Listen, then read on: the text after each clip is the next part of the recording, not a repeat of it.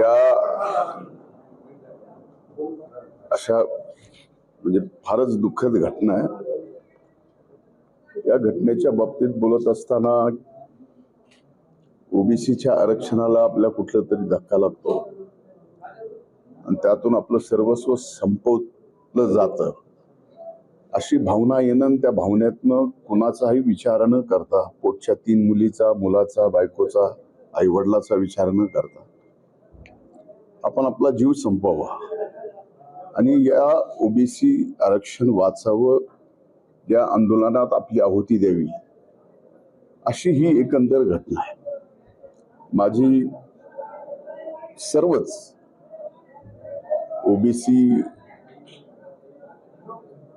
आता जे मराठा समाजाला आरक्षण मिळाले त्यांना सुद्धा असा आताताईपणा कुठल्याही तरुणांनी करू नये.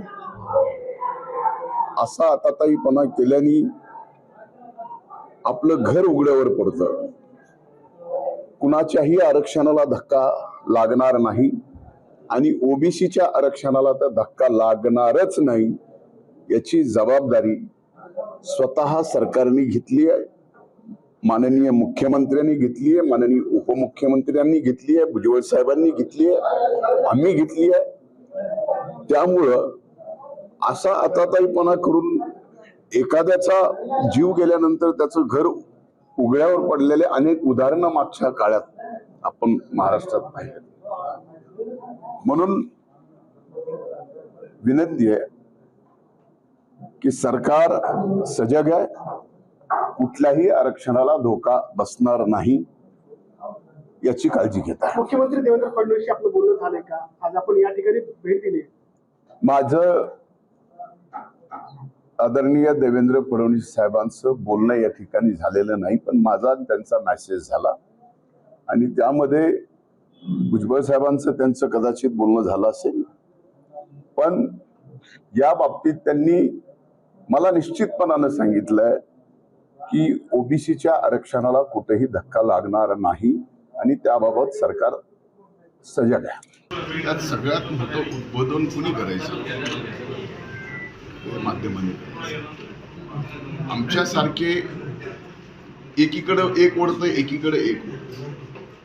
त्यामुळं पुरोगामी महाराष्ट्रामध्ये ज्या पद्धतीचं वातावरण या आरक्षणामुळे झालं, हे वातावरण कधी आम्ही स्वप्नात सुद्धा विचार केला नाही. काही ठिकाणी जीवाला जीव देणारी 2 जातीतले व्यक्ती आरक्षणासाठी एकमेकाचा जीव घेण्या इथपर्यंत आले. ही पुरोगामी छत्रपती शिवाजी महाराज, शाहू फुले आंबेडकरांच्या महाराष्ट्राला शोभणारी गोष्ट नाही. आज आपले जातीतले महापुरुष आपल्या जातीत बांधून घेतले, याच्यासारखी दुर्दैवी गोष्ट कुठलीच नाही. आणि एवढंच नाही तर काही जिल्हे एवढे अतिसंवेदनशील आहेत की तिथं पोलिसांना त्यांच्या ड्रेसवर आडनाव लावायची सुद्धा बंदी आहे. जसं की सर बीड तुम्हीच सांगितलं, आता मी काय बोलतो? तुम्ही सांगितलं पाहिजे. ही परिस्थिती आहे.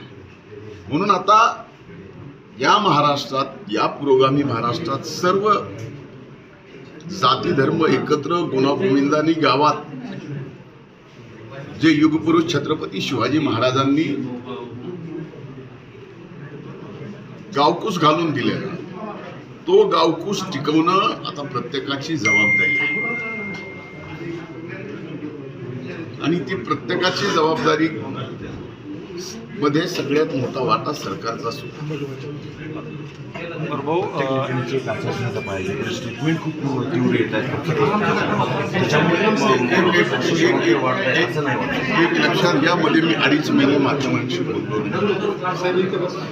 त्यामुळं स्वाभाविकच आहे की मी बोललो नाही तुम्हाला प्रश्न कमी मिळतात, मी बोललो की तुम्हाला प्रश्न जास्त मिळतात. मी म्हणजे कुणीही घ्या आणि प्रश्न जास्त मिळाले तुम्हाला विचारायची संधी लगेचच मिळते.